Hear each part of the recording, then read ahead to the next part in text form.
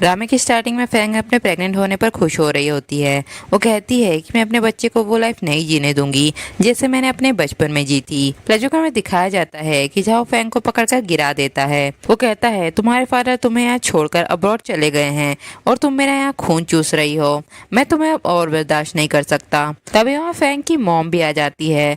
वो उस पर गुस्सा करती है और उसे घर से निकाल देती है। फैंग बारिश में डरी सहमी सी बैठी हुई होती है। उसी दिन उसकी मुलाकात आयान से होती है। वो कहता है क्या तुम खो गई हो, चलो मैं तुम्हें घर पहुंचा देता हूँ। फैंग कहती है कि मेरा कोई घर नहीं है। इसके बाद आयान की मॉम फैंग को अनाथ आश्रम में भेज देती है। ग्रेजुएशन के बाद फैंग आयान की कंपनी में सेक्रेटरी का काम करने लगती है, पर शैंग उसे नहीं पहचानता। फैंग सोचती है शायद वो मुझे भूल गया है, पर मैं उससे बहुत ज्यादा प्यार करती हूँ। हम 8 सालों से एक साथ हैं। फिर वो अपने प्रेगनेंसी के बारे में आयन को बताने कंपनी में जाती है। दूसरी तरफ आयन का दोस्त उसे कॉल पर बोलता है कि तुम्हारी सेक्रेटरी तो बहुत हॉट है, क्या तुम सच में उससे ब्रेकअप करना चाहते हो। आयन कहता है वो तो बस मेरे लिए एक खिलौना है, मुझे उसे खोने का क्या डर, मैं उसके साथ सब कुछ कर चुका हूँ। वैसे भी मुझे वो लड़की मिल गई है जिसे मैं बचपन से ढूंढ रहा था। ये सारी बातें फैंग भी सुन लेती है। तभी वहाँ यीन आ जाती है। फैंग कहती है कि तुम यहाँ क्या कर रही हो। यीन कहती है कि मैं आयन की न्यू सेक्रेटरी हूँ, मैं उसके लिए दूध लेकर आई हूँ। फैंग कहती है कि मिस्टर शैंग दूध नहीं पीते। तभी वह आयन भी आ जाता है और वो दूध को पी जाता है और फैंग से कहता है कि तुम यहाँ क्या कर रही हो। यीन कहती है लगता है तुम्हें कोई डॉक्यूमेंट देने आई है। आयन उससे पेपर मांगने लगता है। फैंग कहती है कि ये तो बस कागज का टुकड़ा है जो मुझे नीचे एक आदमी ने दिया था। आयन यीन से कहता है कि बहुत रात हो गई है, मैं तुम्हें घर छोड़ने चलता हूँ। इसके बाद फैंग ड्राइव करके यीन को उसके घर ड्रॉप करती है, जहाँ वो आयन को यीन की केयर करते हुए देखती है। उसे पुराने मोमेंट याद आते हैं जिसमें वो आयन को कॉल करके बोलती है कि लाइट चली गई है, मुझे ऐसा लग रहा है कि कोई मेरा पीछा कर रहा है, क्या तुम यहाँ आ सकते हो। आयन कहता है कि तुम बिजली विभाग में कॉल क्यों नहीं करती, और वो फोन काट देता है। फैंग सोचती है तो मैं हमेशा से सिर्फ उसका एक ऑप्शन थी। यीन शैंग से कहती है कि तुम्हें याद है जब मैं छोटी थी तब तुम मेरे साथ हाथ में हाथ डालकर चलते थे। तब हमें पता चलता है कि आयन तो यीन को अपने बचपन की वही दोस्त समझ रहा होता है जो फैंग रहती है। वो कहता है कि मुझे याद है मेरी मॉम ने तुम्हें अनाथ आश्रम में भेज दिया था, मैंने तुम्हें बहुत ढूंढा पर मेरे आने से पहले तुम्हें कोई ले जा चुका था। आखिर तुम इतने सालों में कहाँ थी। यीन कहती है कि मेरी फैमिली ने मुझे ढूंढ लिया था और मुझे पढ़ने के लिए अब्रॉड भेज दिया था, पर जैसे ही मैं घर वापस आई तो मैं सीधा तुमसे मिलने आ गई। यीन ये सब झूठ बोल रही होती है। उसे पता था कि शैंग एक लड़की को ढूंढ रहा है। वो बस इस मौके का फायदा उठाकर आयन की वाइफ बनना चाहती है, वो भी पैसों के लिए। फिर आयन कार में आकर बैठ जाता है। फैंग कहती है कि मुझे तो लगा कि तुम वापस नहीं आओगे। आयन कहता है कि यीन एक सिंपल लड़की है, वो तुम्हारे जैसी नहीं है। फैंग कहती है कि तुम्हारा क्या मतलब है, 8 सालों से तुम मेरे बारे में क्या सोचते हो। आयन कहता है कि मेरे लिए बातें मायने नहीं रखती, मैं यीन से शादी करना चाहता हूँ, पर उसका फैमिली बैकग्राउंड अच्छा नहीं है, मेरी फैमिली उसे घर में नहीं आने देगी, इसलिए मैंने उसे अपनी न्यू सेक्रेटरी बनाया है, फिर मैं उसे प्रोजेक्ट मैनेजर बना दूंगा। इस तरह मेरी फैमिली उसे एक्सेप्ट भी कर लेगी। मैं चाहता हूँ कि तुम उसे सब कुछ सिखाओ। फैंग कहती है कि तुम जानते हो कि मैं तुम्हें लाइक करती हूँ, तुम इतने सालों से मुझे क्या समझते हो। आयन कहता है कि तुम सिर्फ मेरी एक बिस्तर की पार्टनर हो और यीन वो लड़की है जिसे मैं सालों से ढूंढ रहा हूँ। अब वो वापस आ गई है तो हमें भी ब्रेकअप कर लेना चाहिए। फैंग कहती है अगर मैं कहूँ कि मैं तुम्हारे बच्चे से प्रेग्नेंट हूँ तो। आयन कहता है तो इस बच्चे को मार डालो। तभी उसे यीन का कॉल आता है। वो कहती है कि मेरे फादर सीढ़ियों से नीचे गिर गए हैं। आयन कहता है कि रोना बंद करो, मैं उन्हें हॉस्पिटल ले जाऊंगा। फिर वो फैंग को कार से बाहर निकाल देता है और उसे अकेला छोड़कर चला जाता है। इसके बाद फैंग अपने ग्रैंडपा से मिलने आती है जिन्हें सीरियस बीमारी होती है। ग्रैंडपा ने ही फैंग को अनाथ आश्रम से उठाया था और उसे पाल पोस कर इतना बड़ा किया। वो फैंग से कहते हैं कि मैं मरने से पहले आयन और तुम्हें एक साथ में देखना चाहता हूँ। फैंग कहती है कि कल मैं उसे आपसे मिलवाने लाऊंगी, जब तक आप आराम कीजिए। फैंग आयन को कॉल करती है और कहती है कि मुझे तुमसे कुछ जरूरी बात करना है। आयन कहता है कि मेरे पास टाइम नहीं है, तुम मुझे कॉल मत किया करो, मैं नहीं चाहता कि इनको गलतफहमी हो। इसके बाद फैंग बार में आयन को ढूंढने आ जाती है। तभी वहाँ एक आदमी उसे पकड़ लेता है। फैंग आयन को देखकर उसके पास चली जाती है और उसे हस्बैंड बोलने लगती है। वो आदमी कहता है कि इसका तो पहले से हस्बैंड है और वो चला जाता है। फैंग आयन से कहती है कि ग्रैंडपा बीमार हैं, डॉक्टर ने कहा है कि वो अब ज्यादा नहीं जी पाएंगे, वो अब भी यही सोचते हैं कि हम साथ में हैं, क्या तुम मेरे बॉयफ्रेंड बनने का नाटक करके उनसे मिल सकते हो। आयन कहता है कि तुम्हारे ग्रैंडपा बीमार हैं तो मैं क्या करूँ, आज तुम मुझे उनसे मिलने के लिए ले जाओगी और कल मुझे शादी के लिए फोर्स करोगी। मेरे साथ ये सब गेम मत खेलो, और वो चला जाता है। हॉस्पिटल में फैंग ग्रैंडपा को घुमा रही होती है। ग्रैंडपा कहते हैं कि एन तुम्हारे साथ क्यों नहीं आया। फैंग कहती है कि एन को एक क्लाइंट से मिलने जाना था, इसलिए वो नहीं आ पाया। तभी सामने से एन और यीन आ रहे होते हैं। फैंग ग्रैंडपा से कहती है कि ये यीन है, आज मैंने छुट्टी ली है, इसलिए मेरी जगह एन के साथ क्लाइंट को देखने आई है। यीन उसे टोकती है, पर फैंग उसे डांट देती है और ग्रैंडपा को मेडिसिन का बोलकर ले जाती है। इसके बाद फैंग को वॉमिटिंग से होने लगती है, वो पानी लेने चली जाती है। यीन भी ये सब देख लेती है। वो कहती है तो फैंग प्रेग्नेंट है, पर मैं बच्चा नहीं होने दूंगी। फिर वो ग्रैंडपा के वार्ड में आ जाती है और रोने लगती है। वो कहती है कि आयन मेरा बॉयफ्रेंड है, पर फैंग सबसे कहती फिरती है कि वो उसकी गर्लफ्रेंड है। प्लीज फैंग को रोकिए, एक मिस्ट्रेस बनना अच्छी बात नहीं है। ग्रैंडपा को ये सब सुन के सदमा सा लग जाता है और उनकी तबीयत बिगड़ने लगती है। यीन उन्हें वैसा ही छोड़कर चली जाती है। जब आयन ग्रैंडपा के वार्ड में आता है तो वो डॉक्टर को बुलाने लगता है। दूसरी तरफ यीन फैंग से बोलती है कि अब आयन की नई सेक्रेटरी मैं हूँ, तुम्हारी कंपनी में कोई जगह नहीं है, इसलिए तुम लिंग हाउ को छोड़कर चली जाओ। फैंग कहती है कि मैं कंपनी में इसलिए हूँ क्योंकि किसी ने कंपनी में रहने के लिए मुझसे बैक किया था। फ्लैशबैक में दिखाते हैं कि शैंग के डैड फैंग से कहते हैं कि जब तुम इस कॉन्ट्रैक्ट पे साइन करोगी तभी मैं लिंगहाओ ग्रुप में पैसे इन्वेस्ट करूंगा। फैंग कहती है कि आप तो एन के फादर है ना, फिर आप ये सब क्यों कर रहे हैं। एन के डैड कहते हैं क्योंकि अभी एन की कंपनी पर बहुत सारे लोग अटैक करना चाहते हैं, अगर तुमने अभी कंपनी को छोड़ा तो ये कंपनी के लिए बहुत हार्मफुल हो सकता है। ये सब मैं अपने बेटे की भलाई के लिए कर रहा हूँ। 5 सालों तक तुम कंपनी को नहीं छोड़ सकती, 5 साल के बाद ही तुम इस कंपनी को छोड़ के जा सकती हो। प्रेजेंट में नर्स चिल्लाने लगती है कि बेड नंबर 17 को कुछ हो गया है। फैंग भागकर ग्रैंडपा के पास आ जाती है और एन को धक्का देकर डॉक्टर को बुलाती है। फिर वो एन से लड़ने लगती है कि तुमने मेरे ग्रैंडपा के साथ क्या किया। यीन उसे धक्का दे देती है जिससे उसकी बॉडी से ब्लड निकलने लगता है। जब फैंग को होश आता है तो वो ग्रैंडपा के पास जाने लगती है। एन कहता है कि वो अब ठीक हैं, वो अब आईसीयू में ऑब्जर्वेशन के लिए हैं। फिर वो कहता है कि तुम्हारी बॉडी से ब्लड क्यों निकल रहा था। फैंग कहती है क्योंकि आज मेरे पीरियड चल रहे हैं। इसके बाद फैंग अपने पुराने दोस्त जी से टकरा जाती है। जी कहता है कि मैं तुम्हें कितने टाइम बाद देख रहा हूँ, तुमने अब्रॉड में अपने क्वालिफिकेशन क्यों छोड़ी। फैंग कहती है कि मेरे कुछ पर्सनल रीजन थे, वो तुम मुझसे मत पूछो। जी उसे अपना कार्ड देता है और कॉल करने के लिए बोलता है। इसके बाद फैंग कंस्ट्रक्शन साइट पे आ जाती है। मिस्टर जैंग उससे हाथ मिलाते हैं और कहते हैं कि यहाँ तो बहुत गर्मी है, चलो रूम में चल के बात करते हैं। फैंग उन्हें थप्पड़ मारती है और एन से उनकी शिकायत लगाने लगती है। मिस्टर जैंग उससे माफी मांगने लगते हैं। फिर फैंग वहाँ से चली जाती है। यीन मिस्टर जैंग से कहती है कि आप फैंग के साथ सोना चाहते हैं ना, तो मैं आपकी हेल्प कर सकती हूँ। इसके बाद साइड पर फैंग की मॉम और उनका हस्बैंड हंगामा मचाने लगते हैं। वो कहते हैं कि पहले हमें 2 मिलियन दो, तभी हम यहाँ से जाएंगे। उसी वक्त फैंग भी वहाँ आ जाती है। उसकी मॉम उसे पकड़कर हेल्प करने के लिए बोलती है। ये एन से कहती है तो ये लोग फैंग के पेरेंट्स हैं जो इतना हंगामा कर रहे हैं। एन फैंग से कहता है कि अब इस मैटर को तुम ही हैंडल करोगी, और वो चले जाते हैं। तभी वहाँ डोडो भी आ जाती है। वो फैंग की मॉम की दूसरी बेटी होती है, जिसे देखकर फैंग को अपना बचपन याद आता है। फिर फैंग की मॉम फैंग से कहती है कि तुम डोडो के फादर को जेल कैसे भेज सकती हो। फैंग कहती है कि आप कॉन्ट्रैक्ट पे साइन कर दीजिए, फिर वो बाहर आ जाएंगे। उसकी मॉम कहती है अगर मुझे पता होता कि तुम ऐसी बेटी हो तो मैं तुम्हें बचपन में ही मार देती। फैंग कहती है कि 18 साल पहले आपने मुझे घर से निकालकर वैसे भी एक बार मुझे मार ही डाला था। फैंग की मॉम के पास कोई ऑप्शन नहीं होता और वो कॉन्ट्रैक्ट पे साइन कर देती है। इसके बाद फैंग अपने ग्रैंडपा से मिलने आती है। ग्रैंडपा कहते हैं कि मुझे सब पता चल गया है कि एन और तुम अब एक साथ नहीं हो। फैंग कहती है कि मुझे माफ कर दीजिए, मैंने आपसे झूठ बोला। ग्रैंडपा कहते हैं कि मेरे जाने के बाद तुम्हारा ख्याल कौन रखेगा, क्या तुम अब तक भी अपने डैड से नफरत करती हो। फ्लैशबैक में दिखाते हैं कि फैंग के डैड फैन से कहते हैं कि मैं पैसे कमाने के लिए अब्रॉड जा रहा हूँ, फिर मैं तुम्हारे लिए प्रिंसेस वाली ड्रेस लेकर आऊंगा। फैंग रोने लगती है। वो कहती है कि मुझे मॉम के साथ नहीं रहना। उसके डैड कहते हैं कि बस कुछ ही दिनों की बात है, मैं जल्दी वापस आ जाऊंगा, और वो रोते हुए कार में बैठ जाते हैं। प्रेजेंट में ग्रैंडपा कहते हैं कि मैंने तुम्हारे फादर को टीवी पर देखा है, अब वो किसी कंपनी का बॉस बन गया है और बहुत ज्यादा अमीर भी हो गया है। मेरे जाने के बाद तुम उसे ढूंढना, मैं तुम्हें सफर होते हुए नहीं देख सकता।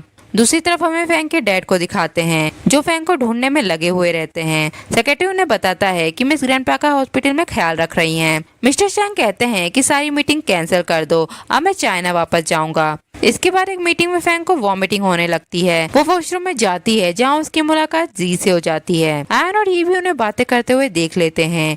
यिन फैंग से कहती है कि तुम्हारे इस लड़के के साथ क्या रिलेशनशिप है। फैंग जानबूझकर जी को अपना बॉयफ्रेंड बताती है। यिन कहती है कहीं तुम जी के बच्चे से प्रेग्नेंट तो नहीं हो। फैंग कहती है कि जब हम बच्चा करेंगे तो हम तुम्हें जरूर बता देंगे, पर अब हमें चलना चाहिए। इसके बाद फैंग की मॉम घर खाली करके जा रही होती है। उसका हस्बैंड उससे कहता है कि मुझ पर 2 मिलियन का कर्ज है, अगर मेरे पास पैसे नहीं हुए तो मैं तुम दोनों को बेच दूंगा। तभी वह यिन आकर उन लोगों से कहती है कि मैं तुम्हें पैसे दूंगी अगर तुम मेरा काम करोगे तो। फैंग के पास उसकी मॉम का कॉल आता है। वो कहती है कि जाओ, मुझे और डोडो को मार रहा है, जल्दी से मेरे पास आ जाओ। फैंग होटल के रूम में आ जाती है जहाँ उसकी मॉम ने उसे बुलाया होता है। मिस्टर जैंग उसे पकड़ लेते हैं और वो फैंग के साथ बदतमीजी करने लगते हैं। फैंग उन्हें लात मारकर रूम से भाग जाती है। यिन झाओ को कॉल करके बोलती है कि प्लान फेल हो गया है, अब मैं तुम्हें एक भी पैसा नहीं दूंगी, पर मैं तुम्हें एक जगह बताऊंगी जहाँ से तुम्हें पैसे मिल सकते हैं। इसके बाद झाओ और उसकी वाइफ ग्रैंडपा को परेशान करने हॉस्पिटल में आ जाते हैं। फैंग की मॉम कहती है कि डैड घर चलिए, हॉस्पिटल का एक्सपेंस बहुत ज्यादा है, हम इसे अफोर्ड नहीं कर सकते। तभी वहाँ फैंग आकर उन लोगों को हटाती है और उन्हें हॉस्पिटल से जाने के लिए बोलती है। वो कहती है कि अगर तुम लोग यहाँ से नहीं गए तो मैं पुलिस को बुलाऊंगी। झाओ ग्रैंडपा की ऑक्सीजन की ट्यूब को काट देता है जिससे ग्रैंडपा की डेथ हो जाती है। फैंग की मॉम उससे कहती है कि एन ने हमें बताया था कि तुम्हारे पास $1 मिलियन है, तुम उसके पास जाओ और मेरे हस्बैंड को जेल में मत डालो। फैंग एन को मिलने बुलाती है। एन को फैंग को देखकर वही बचपन के मोमेंट याद आने लगते हैं। वो कहता है कि फैंग उस लड़की की तरह क्यों लग रही है जिसे मैं बचपन से ढूंढ रहा था, पर वो तो यीन है, फिर फैंग मुझे उसकी जैसी क्यों लग रही है। एन फैंग से कहता है कि अब तुम्हें क्या चाहिए। फैंग कहती है कि अब मेरी लाइफ से दूर चले जाओ, मैं तुम्हारी कंपनी से रिजाइन करती हूँ। एन को पुराने मोमेंट याद आने लगते हैं। वो कहता है तो मेरे डैड ने 300 मिलियन तुम्हारी वजह से मुझे दिए थे, तुम्हारे इस एहसान के बदले अब तुम मुझसे क्या चाहती हो। फैंग कहती है कि बस मेरी लाइफ से दूर चले जाओ, मैं तुम्हें नहीं देखना चाहती, और वो गिरकर बेहोश हो जाती है। हॉस्पिटल में जब फैंग को होश आता है तब एन उससे कहता है कि तुम किसके बच्चे से प्रेग्नेंट हो। फैंग कहती है कि ये मेरा और जी का बच्चा है। एन कहता है कि तुम दोनों एक दूसरे को कब से जानते हो। फैंग कहती है कि तुम्हारा इससे क्या लेना देना है। तभी वहाँ जी भी आ जाता है। फैंग कहती है कि तुम यहाँ आ गए, हमारा बच्चा बिल्कुल ठीक है। ये सुनकर एन वहाँ से चला जाता है। फैंग जी से माफी मांगती है और कहती है कि मैंने तुम्हारा फायदा उठाया। जी कहता है कि कोई बात नहीं, मेरे पास एक गुड न्यूज है, जाओ को उम्र कैद की सजा हुई है। मुझे लगता है कि तुम्हारे ग्रैंडपा की डेथ के पीछे बहुत सारे रीजन है। और वो उसे यीन का वीडियो दिखाता है जिसमें वो ग्रैंडपा के वार्ड से निकलती है। फैंग कहती है कि मुझे पता था कि इन सब मैटर से यीन का भी लेना देना है। फिर वो जी से कहती है क्या मैं तुम्हारी कंपनी को ज्वाइन कर सकती हूँ, मैंने वैसे भी लिनहार्ट ग्रुप से रिजाइन कर दिया है। इसके बाद जी फैंग से कहता है कि मुझे मिस्टर जैंग का पता चल गया है। फैंग कहती है कि वो कहाँ है। जी कहता है कि वो तुम्हारे होम टाउन में छिपा हुआ है। फैंग अपने होम टाउन वापस आती है जहाँ उसके डैड भी उसे ढूंढ रहे होते हैं। उनके साथ में उनकी एक बेटी भी होती है। वो कहती है कि डैड हम यहाँ क्या कर रहे हैं। मिस्टर शैंग कहते हैं कि हम यहाँ तुम्हारी सिस्टर को ढूंढने आए हैं। इसके बाद टियान इधर उधर भागने लगती है और फैंग से टकरा जाती है। फैंग उसे उसका हेयरपिन उठाकर देती है। टियान उसे कैंडी कैन देने लगती है जो उसके डैड हमेशा उसके लिए लाते थे। फैंग कहती है कि मुझे ये पसंद नहीं है, इसे तुम ही खाओ। तभी वहाँ मिस्टर शैंग भी आ जाते हैं। वो टियान से कहते हैं कि तुम मुझे बिना बताए इधर उधर क्यों भाग रही हो। मिस्टर शैंग फैंग से थैंक यू बोलते हैं और उसे अपना कार्ड देते हैं और कहते हैं कि जब भी मेरी जरूरत हो तो मुझे कॉल कर लेना। इसके बाद फैंग मिस्टर जैंग के पास आती है। मिस्टर जैंग कहते हैं कि तुम यहाँ क्यों आई हो। फैंग उन्हें पैसे देती है और कहती है कि मुझे तुमसे कुछ पूछना है। जब तुमने मुझे लास्ट टाइम होटल में फंसाया था तब तुम्हें ये सब करने के लिए किसने कहा था। मिस्टर जैंग कहते हैं कि तुम्हारी मॉम ने ही मुझे वहाँ भेजा था, बदले में मैंने उसे पैसे दिए थे। फैंग सोचती है कि ये मुझसे झूठ बोल रहा है। वो कहती है क्या तुम ये इनको जानते हो। मिस्टर जैंग कहते हैं ये वही है ना जो तुम्हारे साथ उस दिन साइट पर आई थी, वो भी काफी सुंदर है, क्या तुम उससे मेरी बात करवा सकती हो। फैंग सोचती है कि यहाँ रुकने का कोई मतलब नहीं है और वो वहाँ से चली जाती है। तब मिस्टर जैंग कॉल करके सारी बातें ही इनको बता देते हैं। इसके बाद यिन फैंग को कॉल करके बुलाती है और उसे अबॉर्शन करवाने के लिए बोलती है। वो कहती है कि एन नहीं चाहता कि तुम उसके बच्चे को जन्म दो।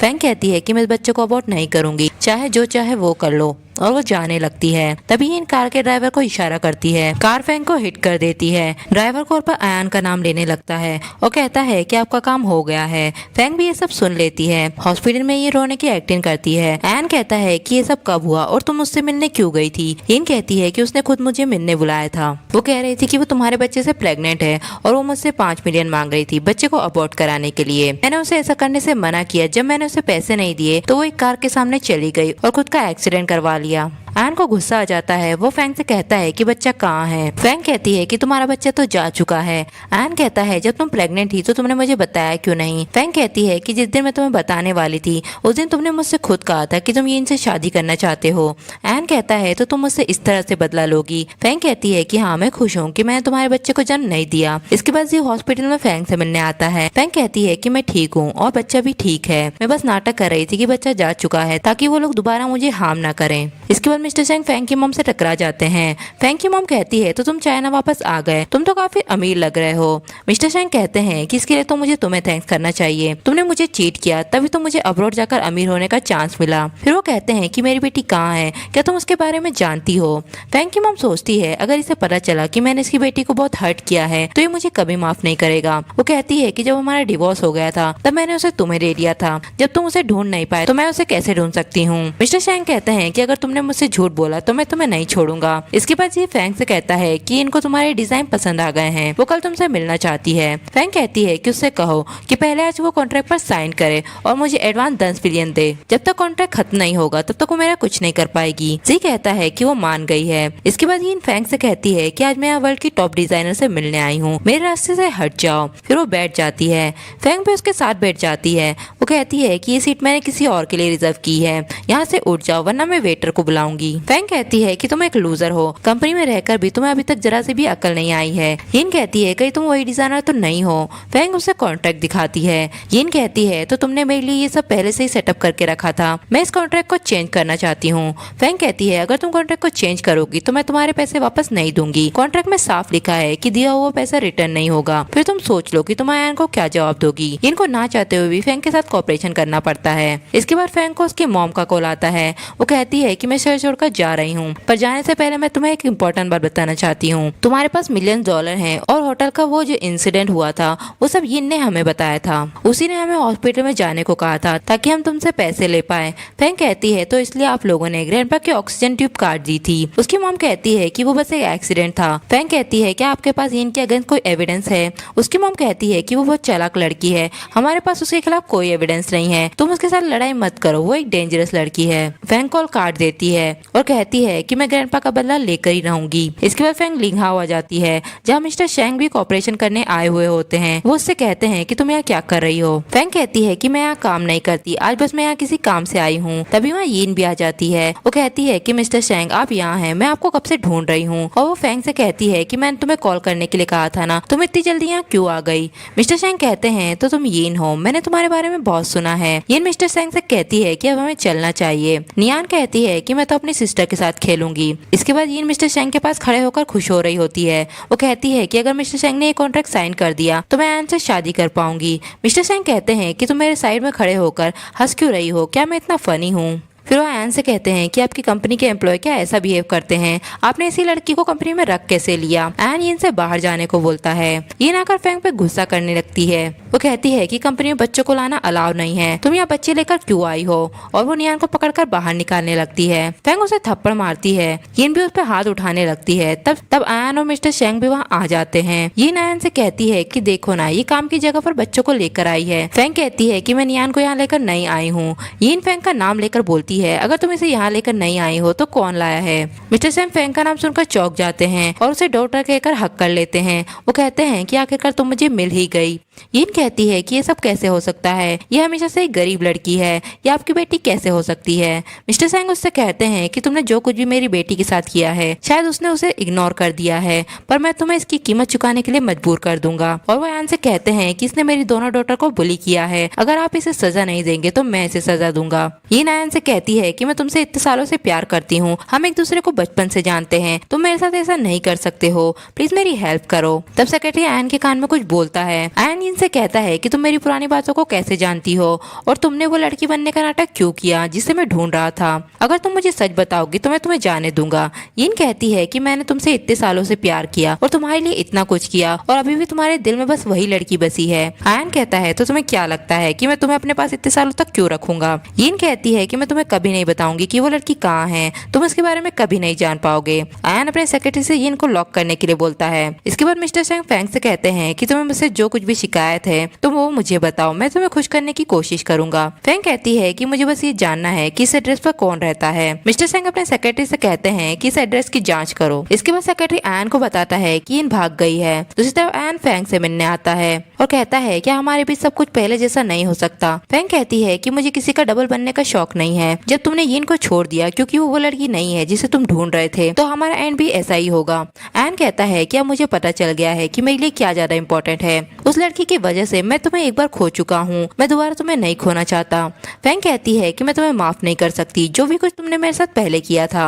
इसके बाद जी फेंग को शादी के लिए प्रपोज करता है। फेंग कहती है कि मुझे माफ कर दो, मैं तुम्हारा प्रपोजल एक्सेप्ट नहीं कर सकती। जी कहता है कि तुमने मुझे रिजेक्ट किया है, फिर तुम मुझसे ज्यादा अपसेट क्यों हो रही हो। मैं अब अब्रॉड जा रहा हूँ। पहले मैं सोच रहा था कि मैं तुम्हारे साथ जाऊंगा, पर अब मुझे अकेले ही जाना होगा। और वो वहाँ से चला जाता है। तभी वहाँ कोई फेंग को किडनैप करके ले जाता है। यिन फेंग को एक जगह ले आती है और उससे कहती है कि ये सब तुम्हारी वजह से हुआ है। अगर तुम नहीं होती तो मेरी आयन से कब की शादी हो चुकी होती, पर तुम्हारी वजह से वो मुझसे प्यार नहीं करता। तुमने आयन को बताया है ना कि मैं वो लड़की नहीं हूँ जिसे वो इतने सालों से ढूंढ रहा है। फेंग कहती है कि मैंने उसे कुछ नहीं बताया। यिन कहती है तो तुम्हें अभी तक नहीं पता है कि आयन जिस लड़की को ढूंढ रहा है वो तुम ही हो। उस दिन बरसात वाले दिन मैं भी वहाँ थी, मैं जस्ट तुम्हारे पीछे थी और आयन और तुम्हें बातें करते हुए देख रही थी। जब मुझे पता चला कि आयन तुम्हें ढूंढ रहा है तो मैंने उससे कहा कि मैं वही लड़की हूँ और उसने मेरा विश्वास कर लिया। फेंग कहती है तो आयन जिस पर्सन को पसंद करता है वो हमेशा से मैं थी। यिन कहती है हाँ, पर अब तुम जल्दी ही मरने वाली हो, फिर आयन को कभी नहीं पता चलेगा कि वो लड़की तुम हो। फेंग सोचती है कि मैं उठ क्यों नहीं पा रही हूँ, इसने मुझे कौन सा ड्रग दिया है। फेंग कहती है तो तुमने मेरे ग्रैंडपा की डेथ और मेरा कार एक्सीडेंट करवाने का प्लान करवाया था। यिन कहती है कि हाँ, ये सब मैंने ही किया था और वो फेंग पे हमला करती है। पर आयन आकर उसका हाथ पकड़ लेता है और उसे धक्का दे देता है। यिन कहती है कि तुम्हें इस जगह का पता कैसे चला। फ्लैशबैक में दिखाते हैं कि आयन फेंग से कहता है कि यिन भाग गई है। फेंग कहती है कि मुझे पता है कि वो मेरा पीछा जरूर करेगी, तो क्यों ना हम एक गेम खेले। जब वो फेंग को किडनैप करके ले जाते हैं तब आयन उन्हें देख लेता है। आयन अपने गार्ड से कहता है कि इसे झाओ के साथ जेल में बंद कर दो। फेंग बेहोश होकर गिर जाती है। इसके बाद फेंग 3 दिनों बाद होश में आती है। आयन उससे कहता है कि बच्चा सेफ है। फेंग कहती है तो तुम्हें बच्चे का पता चल गया है, मैं वैसे भी इस बच्चे के पैदा होने के बाद किसी और से शादी करने वाली थी। आयन कहता है अगर इस बच्चे का स्टेप फादर झाओ जैसा निकला तो तुम जानती हो कि इस बच्चे के साथ क्या होगा, तुम मुझे एक और चांस क्यों नहीं देती। इसके बाद आयन और फेंग की एक बेटी हो जाती है। वो एक लेडी से नारियल पानी खरीदने जाती है। वो लेडी यिन ही रहती है। जब वो फेंग की बेटी को देखती है तो उससे कहती है क्या तुम आयन की बेटी हो, तुम मुझे अपने फादर का नाम बताओ। फेंग की बेटी उससे नारियल लेकर चली जाती है। तभी वहाँ गार्ड आकर उसे भगाने लगते हैं। यिन वहाँ से भाग जाती है। इसके बाद आयन फेंग से कहता है कितने साल हो गए हैं, तुम मुझसे शादी कब करोगी। फेंग कहती है कि तुम्हें कुछ और सालों तक वेट करना होगा, वरना शादी की खबर से मेरे शेयर्स में गिरावट होने लगेगी। आयन कहता है तुम्हें सिर्फ प्रॉफिट की परवाह है और मुझे सिर्फ तुम्हारी परवाह है। फेंग कहती है कि ये सब मैंने तुमसे ही सीखा है और इसी के साथ ये ड्रामा यही एंड होता है।